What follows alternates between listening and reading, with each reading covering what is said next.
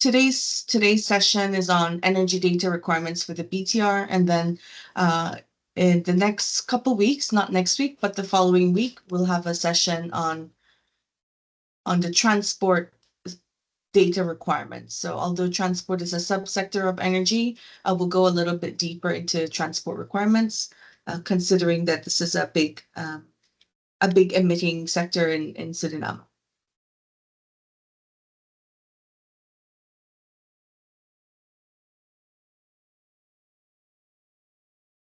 And although we won't be going into the overall requirements of the MPGs, and these are the modalities, procedures, and guidelines, basically the guidebook that countries use to say what they should report in their biennial transparency report.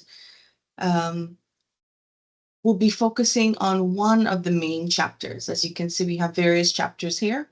Introduction, chapters on finance, chapters on tracking NDC, but we'll be looking at chapter 2, which is on the National Inventory Report for anthropogenic emissions by sources and removals of greenhouse gases.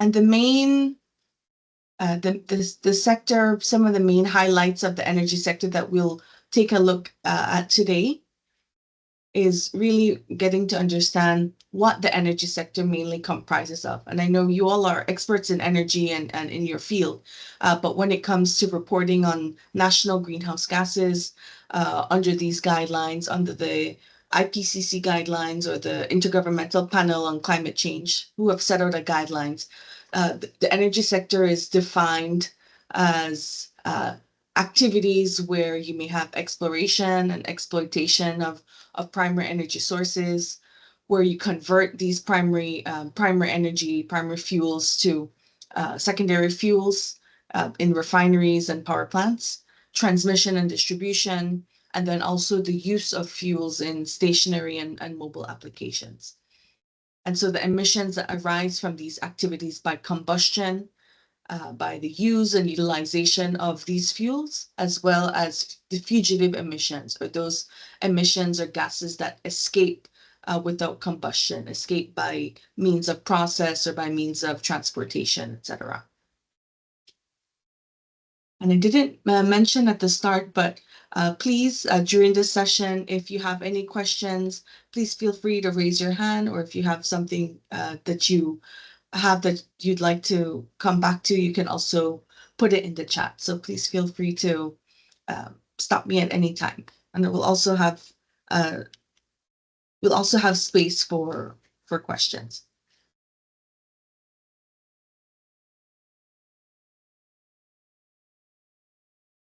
But first, some questions for you. Well, actually, from German first. German, go ahead. Yes, thank you, Brittany. I wanted to know from you, how important is the process? Would you say how important is the process to do such an exercise, to fill in such a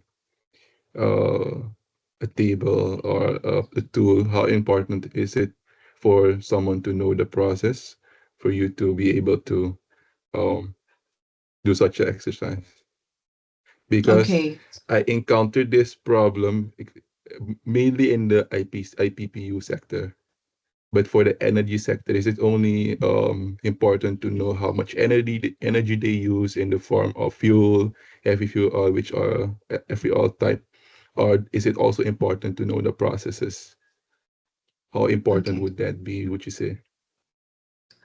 Very good question. I think luckily for the energy sector is one of the more better understood sectors. It's less involved in process and more revolving around just the combustion of fuels, either the production, exploitation, and combustion of fuels. So once you have those quantities, you don't necessarily need to know and understand all of the processes. You don't need to understand all of the refinery processes, all of the transmission processes. But having understanding the data the quantity of fuel used, perhaps some of the emission factors that you could get from the companies or from the relevant ministries would be enough. Whereas for the industrial sector, it would require at least the person who is requesting data or putting the greenhouse gas inventory together for that sector to understand what industrial process has an emission potential. Because, for example, and we'll get to that in a little while, we'll see some of the cross section between energy and industry sector. What are some of the areas that are often confused? And often they're confused by like if it's a fuel that's used to do an industrial process, it is not considered industrial emission. It's considered an energy related emission, whereas for an industrial process, it would be, for example, the emissions that arise from the chemical reaction that there is to create sugar, for example, or another industrial process, or beer fermentation, which has different from the fuel that's used to start the generators, etc., versus the chemical process. So luckily, that's a very long answer, but luckily the energy sector is a little bit easier, but great question to start with. So by a raise of hands, perhaps who has worked on national energy greenhouse gas emission inventory or emissions in your field before? Maybe data, maybe providing data. Okay, see Faith, which I imagine. Sorry.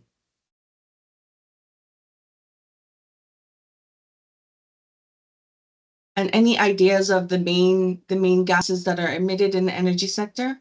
We'll learn more about this in a little while, but any guesses, you can raise your hand or put it in the chat. And if you know already, and if you can think already, what are the fuels that are most important to your country? Whether you're a heavy import country, importing fuels, or whether you're a producer and have a refinery, what fuels are produced and which are the most important. So these are just some things to think about. We already have an idea from your last inventory, so that's a good start. Okay, so we have CO2. That's one of the main gases, definitely. So when we look at the energy sector and we're looking at how the energy sector categories, and these are IPCC categories. This is the guidance that is that countries use to estimate emissions. So there are various categories, and all the IEA may have different set of categorization. But in terms of putting together a greenhouse gas inventory, it uses this classification here. As you can see, 1A, this is how you'd find it in the IPCC guidance, is fuel combustion. So this broad area of combustion of fuels. And then as you can see, it goes further into subcategories for fuel combustion in energy industry. So for producing electricity, fuel combustion used for manufacturing industries, and this may link to the question that you had, German, on where the industrial sector comes in.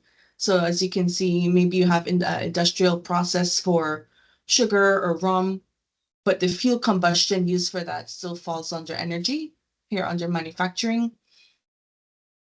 You have transport and mobile, which we won't be talking about today, but we will in a week after the next.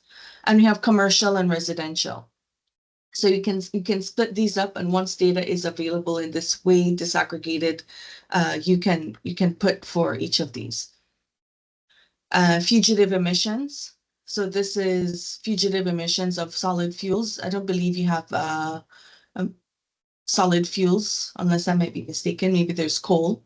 And then also of the oil and gas industry. So this would be the fugitive emissions that come from either exploration activities or from refinery activities, those that are associated along those processes. And then you also have carbon capture and storage, which is a less common activity in the broader Caribbean region. And then if you go even closer and looking at the energy sector categories, this is, if you notice, this is the same classification. But let's say now we're looking just straight under fugitive emissions, and we're looking at the oil and natural gas sector, and you can go even deeper. So once information is available for oil, for natural gas, for venting and flaring as a part of that activity, you can go even deeper. If you're looking at natural gas, if you're a producer of natural gas, if you have information on exploration activities, production, processing, you can split your emissions in this way. In some cases, there's not information available for all of these processes, but in many cases there is once it's available. Even for distribution, right? So distribution, whether by pipelines or transport, these are other areas.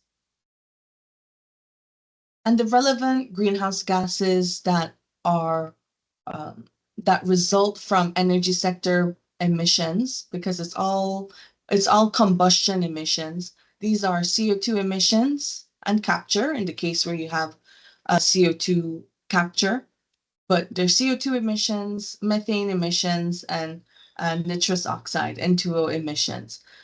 The main one, of course, being carbon dioxide. But as you know, with every fuel, there's components in there that have that have nitrogen, that you may have other gases that are released apart from CO2.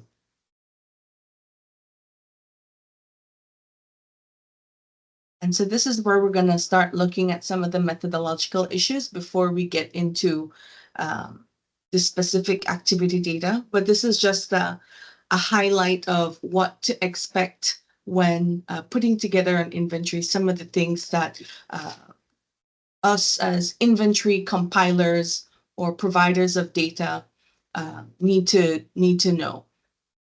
So in terms of biomass, so this is, for example, if you have biomass combustion as a part of your national energy profile, whether it's not in Suriname, but some countries burn sugarcane bagasse, which is a biomass product. Some burn actual wood particles or chips, anything that has this carbon component that's not a typical fuel. The CO2 emissions, rice husk, very good. Thank you for that. Yes, whatever byproduct of some industry that could be used as a secondary combustion, apart from a traditional fuel. The CO2 emissions that arise from biomass combustion are not included in the national total. They are reported separately as information items. And when the reporting tables of the greenhouse gas inventory, which we'll see a little bit later, look different. So you would have your main emissions resulting from your traditional fuels under your national emissions, and then biomass would be an information item. So it would not be included in the national total, but you would report it. And the reason is because it's an alternative fuel. It's a renewable fuel, so the CO2 emissions will not go into total. However, the non-CO2 emissions, so the methane and the nitrous oxide components that are burned, that are generated as a result of the combustion of biomass would be reported in the national total. So it's a little tricky, but just to consider there, especially if you have biomass as part of your energy profile. International bunkers. So these are, as it says in the name here, international. These are the bunkers, the fuels that are used for international emissions, international trips, whether it's by aviation or by marine. These are not reported in your national total, but there's a separate section of the inventory known as bunker fuels that is reported there. So it's reported, but it doesn't account under the national totals. So only domestic trips and journeys for points for origination and destination points within the same country would be considered in your national emissions. And then there are some other exceptions here for excluded carbons and fuels that are used in other sectors. So this is one where there's often some confusion. For example, in the waste sector, where you may have some waste incineration facilities, or whether it's incineration of medical waste, for example. This is accounted for in the waste sector. So the amount of waste that's incinerated and burned is under the waste sector. If there is an energy recovery, so for example, if you capture some of the energy that's used in the waste incineration, it will go under the energy sector. If not, then under the waste. And the same here, using of fuels as a feedstock in the industrial sector. For example, in iron and steel production, this would be reported under IPPU, under the iron and steel category, for example. And then for under the agriculture, forestry, and other land use, that's AFLU. Under that sector, biomass fires or open burning, this is accounted for under the AFLU sector, agriculture and forestry and land use sector. So it wouldn't be a traditional energy source, but it would be accounted for under that sector. Sorry. Oh. And then lastly, which we'll go into a little bit later, is the reference approach.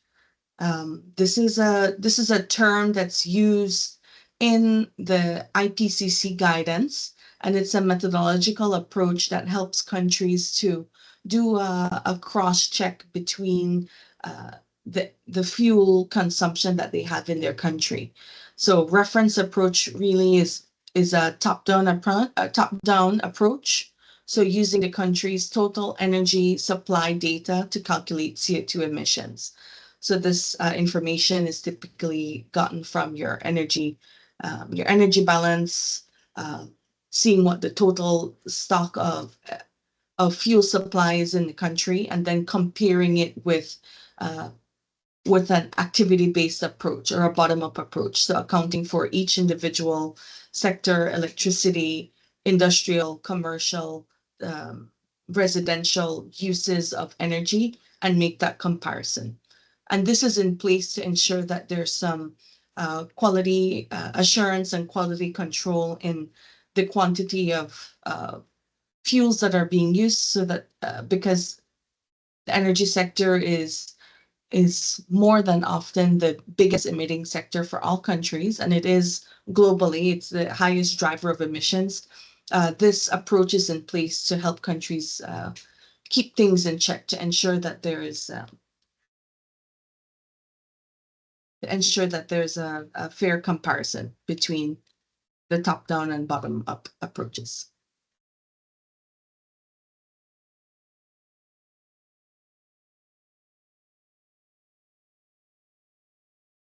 And this is the relationships to other sector. I mentioned a few already. So for example, in the energy sector, emissions from auto producers should be reported in a category where electricity is generated. The methane captured from coal mines and combusted energy would also go under the energy sector. And then similar, like I mentioned, for the industrial sector, IPPU, fuels used as feedstocks or non-energy use are reported in that sector, in the industrial sector. And for waste, the same, right? Once there's no capture of energy, it's considered to go in, to remain accounted for in the waste sector. And same for the agriculture and forestry and land use sector.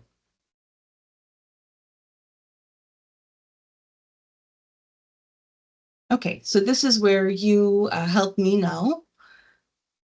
So first question, does the energy sector account for the majority of GHG emissions for most countries? True or false?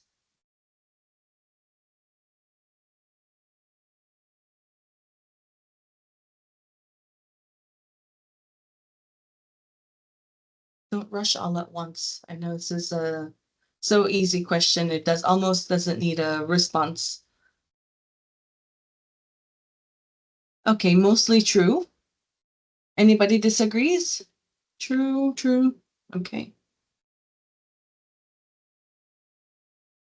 Okay. Anyone for false? No.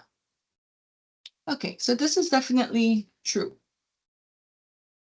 This is an easy question. This is true. So the energy sector accounts for the majority of GHG emissions, fuel consumption, energy consumption, electricity, is the highest cost usually and highest emission source for all countries.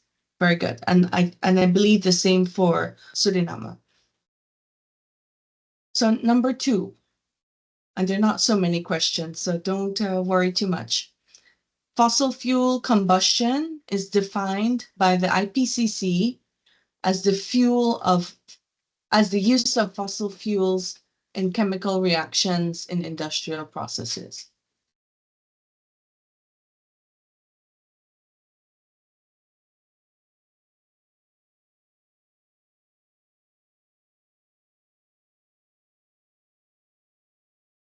Some answers coming in.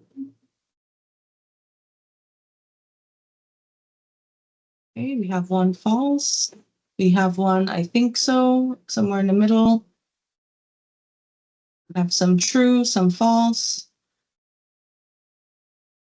So the answer for this is actually false. So fuel combustion or fossil fuel combustion, as defined by the IPCC, is the use of fuels not in chemical reactions. So remember the emissions that arise from chemical reactions in industrial processes are falling under industrial processes. It's a tricky question, but it's not the main definition. In general, it's defined as the fuel combustion for energy use in general. So I understand why someone said I think so, because it's partially true, but it's mostly false. German?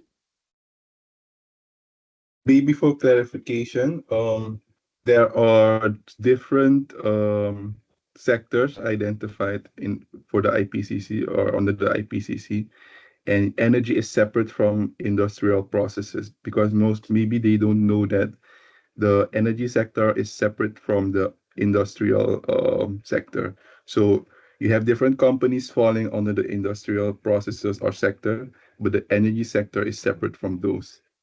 So that's why that's also important to know and take into account. Yes, very, very true, German. And I sometimes assume that all because we're in an inventory session that everyone is familiar with the different IPCC sectors. But just to bring it back a little bit, these are the main sectors of the IPCC, where as it refers to putting together a national greenhouse gas inventory. So there's energy sector, the industrial processes and product use sector, waste sector, AFLU sector. Is there any other one? Are these it? Yeah, this is it.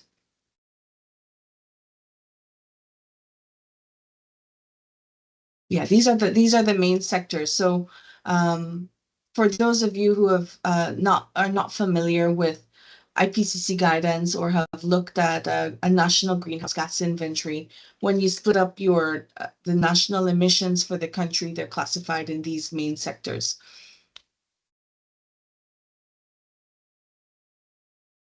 Thanks, German, for reminding me to take that back a little bit. Okay, very good. But I think you all are doing excellent so far. Okay, I think this is the last question. Which of the following are not primary fossil fuels? And this obviously will be easy because you're energy people. So which are not primary fossil fuels? So choose all that apply.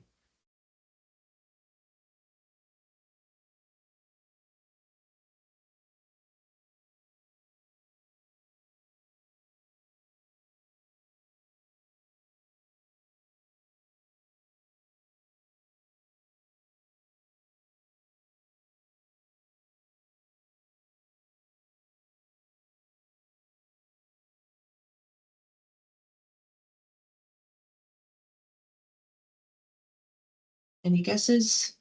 None yet?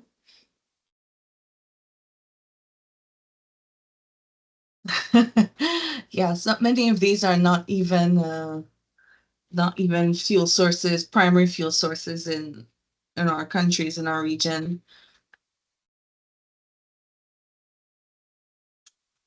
Oh, F, none of the above.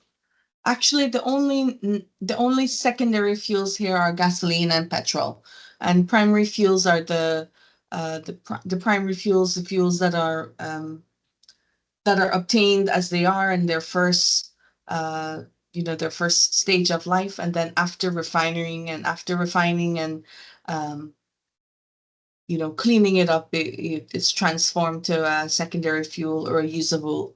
Usually, it's a more usable fuel like gasoline and petrol. So these are the only secondary fuels, or not primary fuels. I think this when we take a look later at Suriname's energy balance, we'll see then which are the primary fuels that is relevant for your country. So obviously, I don't think there's coal and anthracite there, but you have crude oil, I believe.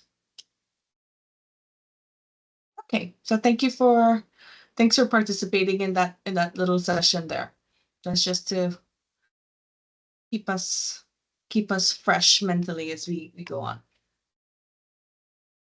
So now we'll take a look at what I consider the core of this session, talking about the activity data necessary for energy related activities. And when I say activity data, this is the data that is collected by the country to then be able to estimate what the emissions are. So this is the first thing that you need to be able to estimate emissions. And so there's also emission factors, and many of you are energy people. You know that for each activity, there is a coefficient that says how much emissions are resulting from this activity. So this is less this is also very important, but usually from the country perspective, the main thing that you need is the activity data, and then the emission factors you can get from the IPCC guidance in most cases. Or if you have country specific emission factors, you can also do that. But Like I mentioned, activity data is the first point of contact. And so for electricity production, for the country to know how much emissions are arising from national electricity production, the activity data that would need to be collected and that would need to be used for calculating emissions would be energy produced in terajoules as an energy unit.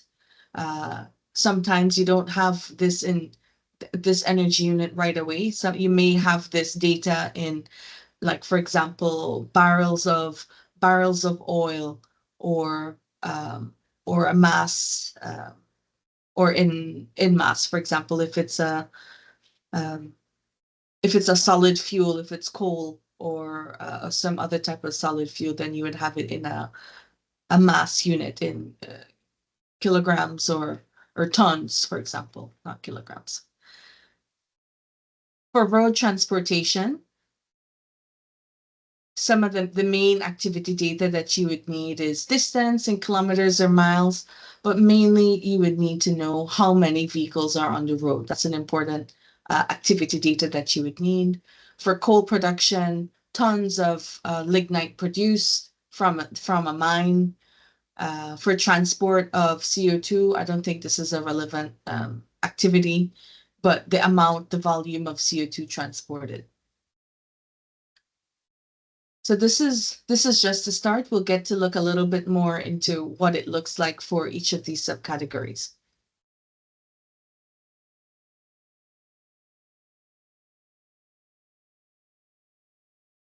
And when we're looking at emission estimation methodologies, we have different levels of complexity that we can use.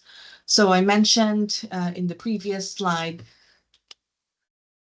that the main way to calculate your emissions, your greenhouse gas emissions, is to multiply your activity data, your terajoules of energy produced, multiplied by your emission factor.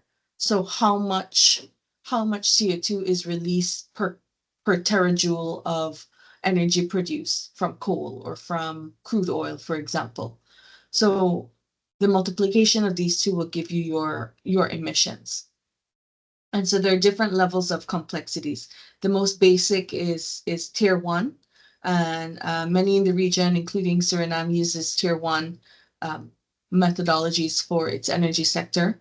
This is where emissions are estimated using statistical data, but using default emission factors. So you can have national data and complement it with default emission factors. So these default emission factors are coming from the IPCC guidance. It means that it will provide all of the emission factors for all of the different fuels, for coal, crude oil, diesel, gasoline, how much emissions result from the combustion of each of those gases. So if you don't have a national figure for that, or from your own energy producers, you can use the emission factors, the defaults. And for the energy sector, this is quite reliable, because generally there's a standard for, for each of these, both a physical and, for example, in refineries, the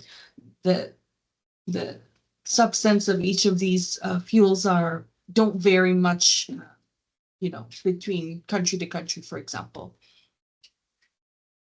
And then taking it to a higher tier is tier 2, which means that the emission factors could be specific to your country, region, or perhaps the plant that is producing or refining the particular fuel.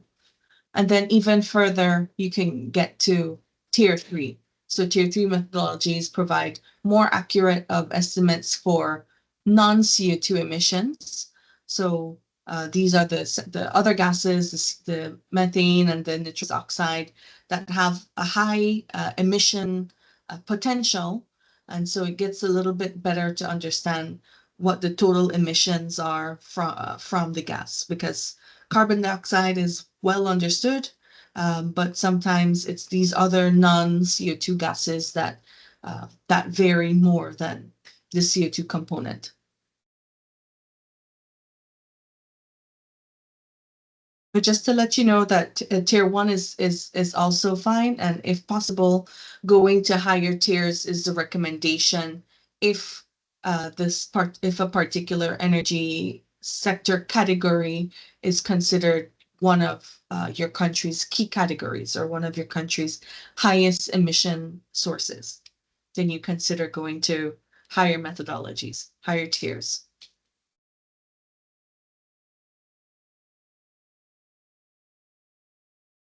But of course, for fuel combustion activities under the energy sector, the preferred and most commonly used type of activity data is the amount of fuel used for the production of energy.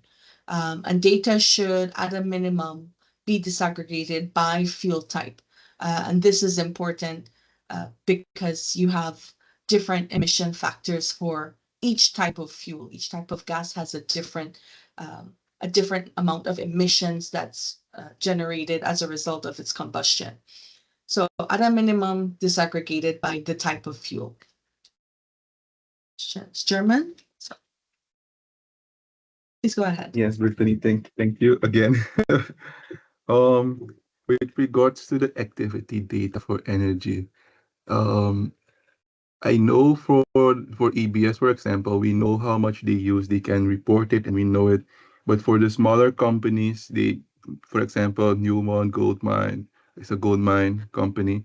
If they also are generating energy and they have small generators, it is difficult to identify which small company has a small generator and is also using combustion to generate energy. So what the most of the consultants did is they just took a national total. So they looked for maybe how much oil is sold or how much oil is produced. So every small company will just have to buy from there eventually. So even if it's just a small combustion, maybe for a small motor to cut grass or something. So even that would be bought somewhere, right? So that's what they use, the methodology. So I'm just thinking out loud, if we use something like that, so if we have an overview of um how much is sold and to who it, so if it's just sold in Suriname, maybe we can just use that as the total. But I'm just thinking out loud if that would be a way to do it, because it's difficult to identify all the small companies who are using energy to or fuel to generate energy. Yeah, thank you, German. And I see you're already thinking from the standpoint of a compiler of how to account for this data nationally. I think your approach is 100% accurate. Um, you to report on national emissions for generation, whether it's in your example, it's generation of a product, right? The production of some type of oil product. Yes, you would like ideally go to the main producers, and then by which you would know that they would have end users who they sell to, but the main production numbers. I think that's a very good approach. As long as you tap into all of the main producers, so all of the main refineries, all of the main energy electricity generation electricity companies, sorry, you should be okay. That covers it nationally. So you may not know then what percentage goes to commercial, what percentage goes to residential homes. Maybe they can give you a percentage, but if you have the production value, that should be enough. So I think that approach is fine. It's more than fine. It's very good.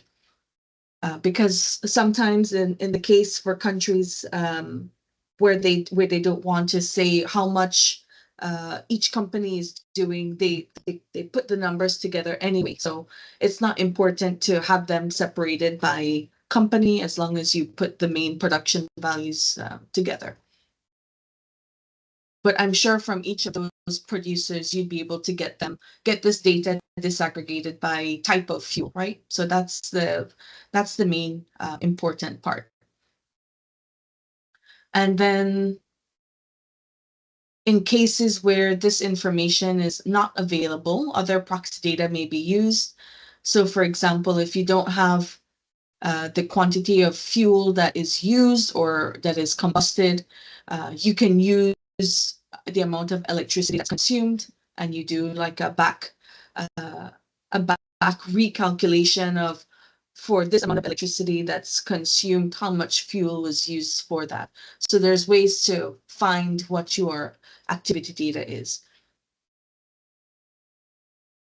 So sometimes power companies often derive and publish aggregate emission factors based on the fuel used.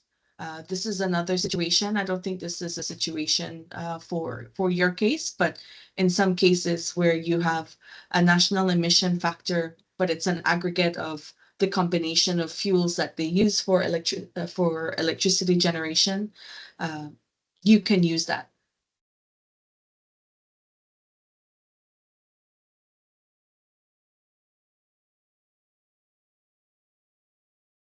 And the most commonly used classification scheme for fuel data comes from the International Energy Agency. And these definitions are used for national energy statistics and energy balances. And so this is a way, energy balances, sorry, are a way to represent how energy is produced and consumed in a country. So in some cases, and this goes back to your intervention, German, when you're looking for the data for national emissions, sometimes it's easier to just go straight to your energy ministry or energy directorate or whoever is responsible for your energy balance and ask them how much, what was the energy balance for Suriname for these years, so that you can know how much was produced, how much was imported, how much was exported. Because for your national emissions, you'll only use what was used in the country, and you will exclude what was sold or exported. And then ideally, they would include what is used for international marine and aviation bunkers, what are the stock changes, etc. So this is typically a good place to start when you're looking top down what your energy consumption is in the country. German. I'm sorry again to take the floor. I just wanted to make sure Mr. Dwight is listening, since and his colleagues are from the Ministry of Natural Resources. When we send the template, these are the information we are looking for or we really need. So if you have a balance or an overview of what type of fuels are used and how much is used for the whole country, so how much is imported, how much we are generating ourselves, how much we have, what is the word, how much the state oil company is producing themselves, then we have an overview of how much is used in the country, because that's what we need to do these calculations. So just wanted to make sure they got that point. Thank you. Very good. Oops.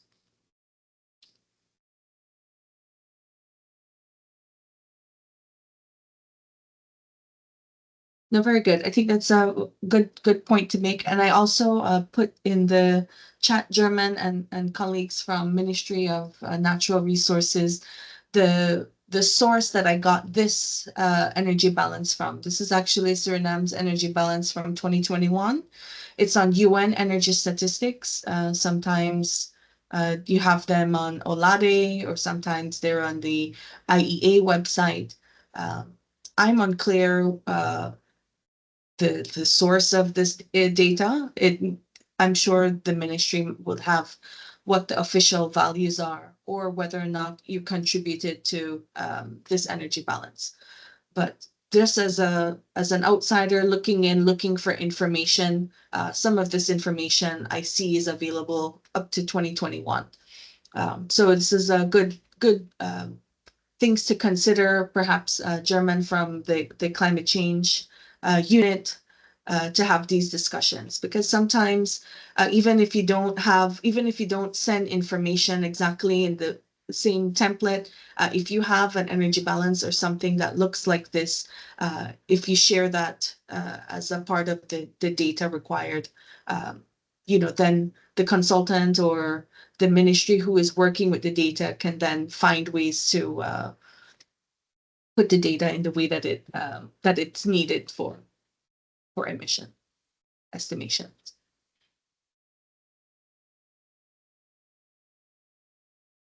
Okay, I think I said quite a bit on energy balances. Are there any other questions or comments up to this point? I have one question. I don't know if it's the right platform to ask it, but I get the request for grid emission factor, and we calculated it for our two power plants, but I'm not sure if it's representative to give it to other companies who ask it, because the grid is not only how do you say that? Not only EBS is part of the grid when it comes to um how do you, power generation. So we have two power stations, and then we have also we buy also energy from the state oil company. So is it good to share the grid emission factor, or should there be a national grid emission factor that should be used by these companies? Okay, thanks. That's a very good question. I'm not sure if I can respond to that question completely. But from my understanding of grid emission factors, it's the amount of emissions used for the electricity based on that grid, right? And so if other it's other electricity companies that are asking for the grid emission factor for them to use, or this is outside of Suriname, others asking for this factor. It is inside Suriname. So Okay. they need it for their strategic goals, and they want to know what their emission is, because they use, of course, the energy from Mm-hmm. Suriname. But I think they make the mistake that we are the only ones that generate energy. So they look for the emission factor from EBS. But if you ask Yeah. me, it is not the right factor if I give you from two power stations. So Mm-hmm. it's Okay. something I was asking and discussing for a while now, also with Yvette. How can we calculate this emission factor for the country, and who should do it? Yeah, that Okay. is. Okay. Now I think I understand better now. Um, yeah. So definitely your grid emission factor would be only representative of the grid that's controlled by EBS, so the two plants that are in operation, and then another electricity company would have their own grid emission factor essentially. Um, Yeah. So yeah. the grid is the grid is um controlled by EBS, but still it's different sources. Mhm. Okay. Yeah, this might be a good point to put like for future study for improvement. I certainly don't have the answer, Fayam, unfortunately, but I think it requires further discussion, definitely. But probably I imagine that EBS would be a main stakeholder or main or probably a leader to help facilitate a national emission factor. Yes, but Yeah. that's not relevant for this project, right? Not immediately, but it would be eventually when you're trying to get to tier 2 Okay. to have more. Yes, it would be eventually. Yes. German? Okay. Yes, indeed. That's what I was about to say. That at this moment it's not really the focus, but the it is our aim to go to a next tier as much as possible, so we have a better representative of what we are emitting. So at this point, maybe not really the focus, but if we can have that information in the future, we would be very happy if um that information would be for us to use. Um, what I wanted to ask is, I'm not sure what the relationship is between the Ministry of Natural Resources, the Energy Authority, and the EBS and the other power generating companies. Um, and now I see also that the Ministry of Spatial Planning and Environment is now the Ministry of Oil and Gas and Environment. So now the data will be more disaggregated. So I'm not sure if the Ministry of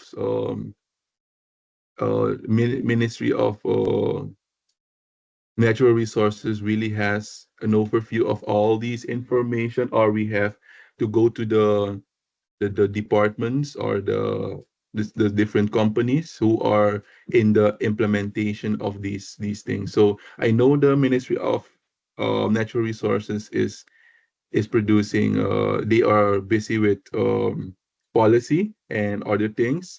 But you have EBS who is in the implementation, and you have the state-owned company, and now you have also the Ministry of ROM, who is now the Ministry of Oil and Gas. So I'm trying to understand how we can go about and who is the right stakeholder to ask what information. So because now, for example, we are asking EBS for their data, but if we can have an whole overview of the whole country, if we ask maybe only the Ministry of Natural Resources, then we don't need to ask EBS about their data, because maybe we do, but it will be other questions, right? It won't be, for example, how much fuel are you using? Because we already know how much fuel is imported and how much fuel is produced in Suriname. If we will ask EBS another question, maybe it will be something else regarding their combustion, and something else. It won't be that question anymore. So I'm just thinking out loud. I'm not sure if someone from the Ministry of Natural Resources wants to respond, or from the others, so we can set up this thing efficiently, right? So we don't ask questions that are not needed from the different stakeholders. Because if we get the information somewhere else, or a national overview, we don't need to ask the others down the stream or down the line for the same information, because otherwise it will be counted double. It will be double counting eventually.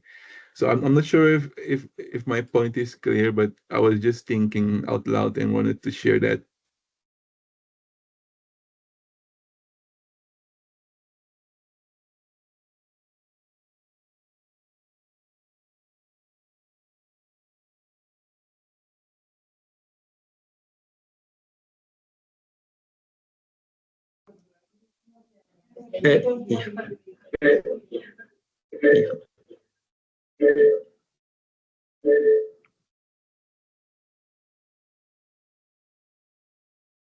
There was a little bit of a echo on your mic, Dwight. You can try with another mic. Yes. Yes. The information we have about the amount of fuel we use, we have our own energy oil storage uh, tanks. So all the storage tank is we have the data from DEF, how many fuel we use in a month per year, but we don't have the totally use of fuel of um, starts only ABS and the other companies. I think we have to think how to collect all the data, maybe from natural resources. We ask the data um, from starts only and ABS, and if we have all the data, we send it to ROM to collect all the data. So if they need other information, they don't have to ask at ABS or starts only. Only they can communicate with us here at the ministry, and we give the ministry from ROM the data.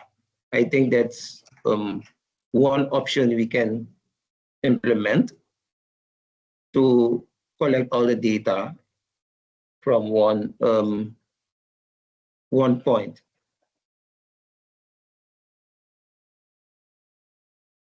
Okay, thank you. I'm not sure if Faye has want But something for to say now, we also, but don't have I the total amount of Not fuel really. Mhm. we use in the country for all the stakeholders. Because we know Okay. for years that it's very difficult to get certain data from certain companies. So I don't know whether you need some legislation for this. At the moment, I don't Mhm. have a comment on this. Okay. Okay, because I'm not sure how these things are all right. So I'm just thinking I thought maybe the Ministry of Natural Resources has had an overview of all the combustion or the usage or production of fuel, but and how much is imported as well. But I'm not sure. I'm just asking so Oh, we know how to set up the you know I think the at the gathering moment of it's data. just segregated. I don't think Yeah. it's, yeah. Okay. So Okay. one point we have the data from DEV, our energy department from the natural resource. We have all the data. The Mm-hmm. total generator we have in the villages, the amount of fuel we use per month per year in the villages, but we don't have the total data for the data from the energy sector. But from I see. MNH, we have all the data, but not the Okay. one from EBS, that's only, and maybe Roosevelt Goldmine. We don't have the data from the other companies. Okay, maybe we can go about this in a deeper in a next in another meeting maybe. I'm sorry, Brittany for breaking it off and just going to some other direction. But I just wanted to get that information so everyone knows, what the focus is really. But thank you, and I'm sorry for cutting you off again. I will try not to ask any questions. No, it's fine. I'm happy. I'm happy to be the avenue to get these are the real questions that you need to get done to put your inventory together. So it's not a problem. I see Claudine, Felicia had her hand up. I think after this, then we can continue. Yes, I was going to say that maybe this meeting is a good start. Maybe we can pick up further from here to dive in deeper in this subject, like to bring all stakeholders together to know how we will like channelize all the data for further use, like national data for further use. Fantastic. Yes, I agree. Also because there's not so much time left in this meeting. So I think you will need a longer meeting. Joelle, before I go ahead. Well, I didn't want to come in because I think it's already been said that there is a need to also get other stakeholders on board in order to have a broader scope of what is happening within the energy sector. I just wanted to mention that the Energy Authority Suriname is also one of the important stakeholders that we need to look into, because they are the ones who, by law, also can request information from EBS, from the SPCS, and also from other companies in Suriname. So actually, that is one of the things that has also been advocated, but still there are some gaps, there are some challenges to get the necessary information. So I think a broader discussion with the stakeholders, that the important stakeholders, will make this possible, I think, for the future. But yeah, for the near future, it's very important to get the discussions ongoing and to get some people on board to deliver the necessary information. Thank you. Excellent. Thank you, Joel. And I see we got a thumbs up from German. So very good. Like I mentioned, I'm happy to have this been the avenue for the start. And my only thing from a inventory compiler from other countries' inventories when looking for data is always to start with who has the mandate to collect this data or to present this data to the government. Always a good place to start. Okay, but you will take that on a separate discussion, but very good. I think this has helped a lot to get a start. These here I'll just leave when I share the slides, we'll have the definitions as the IPCC guidelines states for the different types of fuels. I know you all are energy people and you know the definitions of these fuels, but I'm just putting it here and referencing from which table in the IPCC guidance that you could find these definitions and where they fall, where they're categorized for your future reference. And I won't spend so much time on this because we spoke about it a little bit already, but when collecting activity data, sometimes it depends on the way that you receive your data, if you receive it in a physical unit or an energy unit. And so typically energy statistics and other energy data typically present the amounts of solid, liquid, and gaseous fuels that are produced in physical units. So the physical units being the tons of coal, the liters of gasoline, the cubic meters of natural gas. So you can always, if that's the data that you receive and that you have, you can always convert that to an energetic unit in gigajoules, terajoules, etc. BTU is another common one. So, and you can do that conversion using the different calorific heating values that are available for each type of gas. And the IPCC guidance also has all of these calorific heating values that you can use. So this is just to state, if you get data not in an energy unit and you get it in a physical unit, you can always make that conversion. And I just wanted to highlight here, because this is what is in your third national communication to the UNFCCC, UN Climate Change Convention, submitted in 2023. This was the energy sector of your greenhouse gas inventory, which are key energy sources being oil, gasoline, kerosene, diesel, for electricity production, also LPGs, says fuel used for transportation and electricity generation. And you also showed the breakdown of hydroelectric power on your energy profile in your country. And they also give a good explanation of where diesel generators are used on the interior, where solar energy is used, and what LPG is used for. So LPG is primarily used for cooking in coastal households. So there's also so this is all good information to find out where you would report each of these gases. LPG would be reporting in the residential sector for cooking, and then your other fuels for electricity generation and transport. And I just put here what I could have seen from the document itself. For the main data sources, national electricity providers.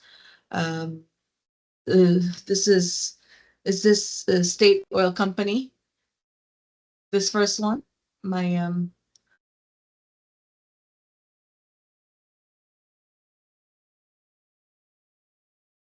only good language is English. So, but I imagine this is this is from the main oil production company, household Yes. energy use surveys. Yes, right? Okay, very good. Thanks. Thank you, Faye. And then sectoral energy balance reports. In the report itself, I didn't see like a link or a reference to where the sectoral energy balance reports are, but it seems that you have a good start. So it would be a good first point, perhaps German or the team or the consultants who will be updating the greenhouse gas inventory to look at what were the sources of data from your last. So just putting this here because this is what is available already from your greenhouse gas inventory. And now I'll go on to just another methodological approach, moving away from data and then now going into one of the main requirements of energy inventory is the reference approach. So I explained earlier in the beginning parts of this session the reference approach, and it's an approach that is identified as it's an IPCC approach. That's an IPCC guidance for putting together national inventories. And it's the top-down approach where you use the country's energy supply data to calculate CO2 emissions from combustion. So total from the total production values, usage minus exports, what you're using in the country. So it's a top-down methodology based on the national energy balance. And then in contrast to that, you have the bottom-up methodologies, which is called the sectoral approach, where then you would compare your top-down data, your data from your energy balance, et cetera, that you get from your energy authority or whoever put together your energy balances to what is the energy consumption data from the bottom up.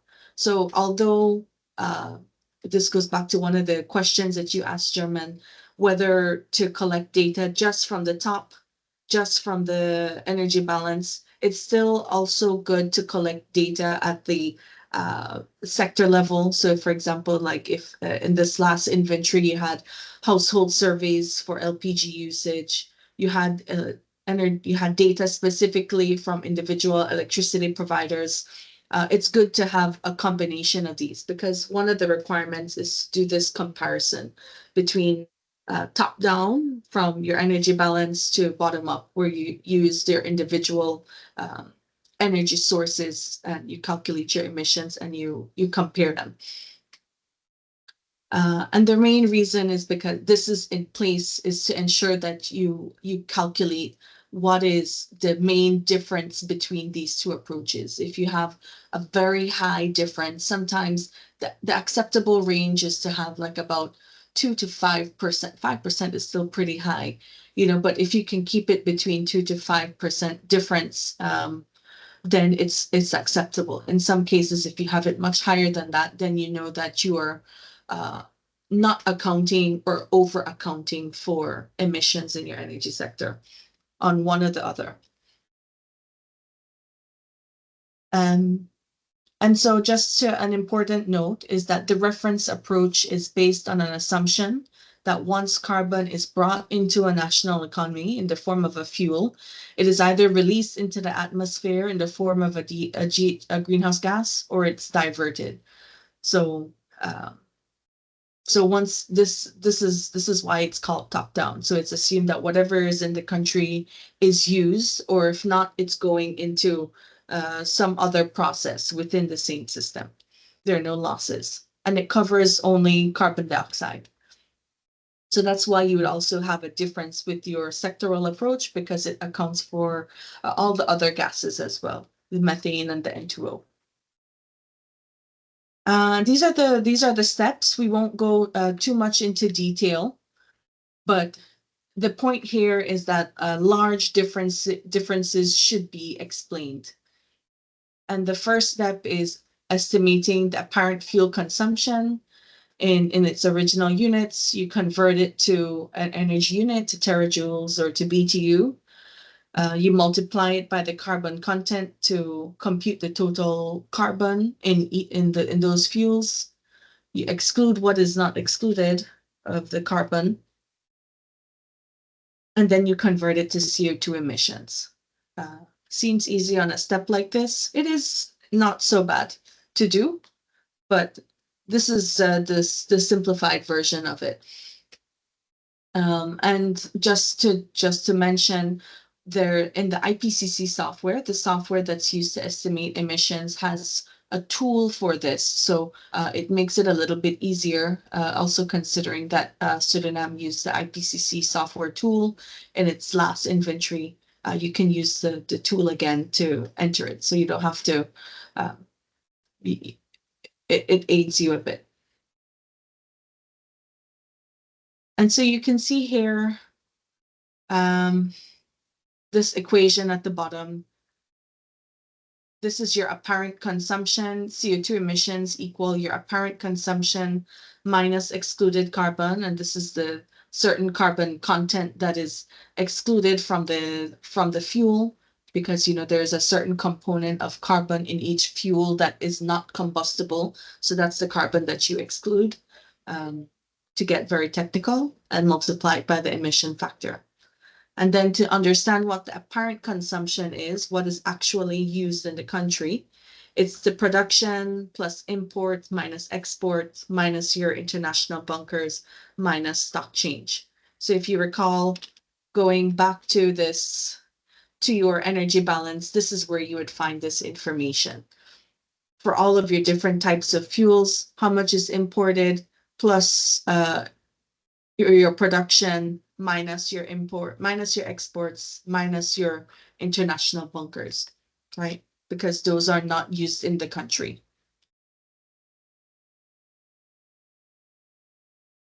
Okay.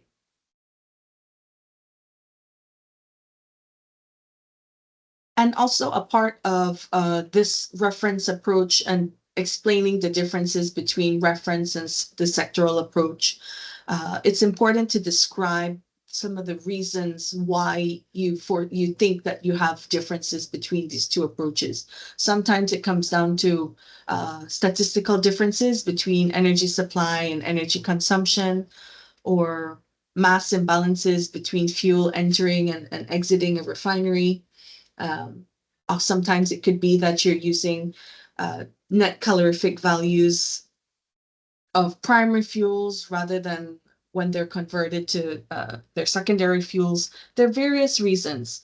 It could also just be that there's high distribution loss or unrecorded consumption, that when you're collecting your data from your sectoral approach, from your bottom up, from the individual users, there's unrecorded consumption that you can't pick up, that is accounted for in the top-down approach. So there are some of these that these are some of the things, the differences that could be explained. And this is a picture of Suriname's reference approach comparison in your third national communication. And it shows here that there's quite a bit of difference. So, and this is also one of the sectors that stated that you have more improvements to make in the data that you're collecting, and to ensuring that the variance, the difference between the reference and the sectoral approach is brought down a little bit more. And so some of the explanations indicate that there are some disparities due to assumptions made since national energy balance is not disaggregated by fuel level. So that's a significant reason to why there could be these disparities, not very, very likely. And they said it was between 2012 and 2015 had some of the highest discrepancies, actually.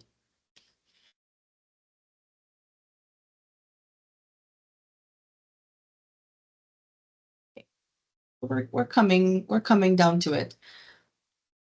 And I also pulled from your last greenhouse gas inventory some of the main energy inventory improvements that were identified. So this may go back to some of the discussion that we were having on emission factors. So conduct studies to determine emission factors for electricity generation, maybe a national emission factor for electricity generation. I think this is a whole study, a whole project that could be done separate on its own. It would definitely benefit the accuracy of your emissions in your inventory, but we'd also have many other benefits, I'm sure, in your that your energy industry would benefit from. Perform surveys on vehicle characteristics. This is talking more on the transport sector. We'll talk about that in another week. Perform surveys on maritime and aviation activity data, both national and international. I understood that this was difficult to collect data to separate international versus domestic aviation and maritime. Developing an approach to collect activity data on biofuel consumption, also important. And then moving up to tier 2 for all possible sources relevant to the country within the manufacturer and industry category. So you have some areas already identified and some that we spoke about today, like, for example, the one on the emission factors. And I'm sure that each one you will go, you'll find more, but hopefully you can prioritize this list going forward. Maybe not for this inventory, but maybe for the following one.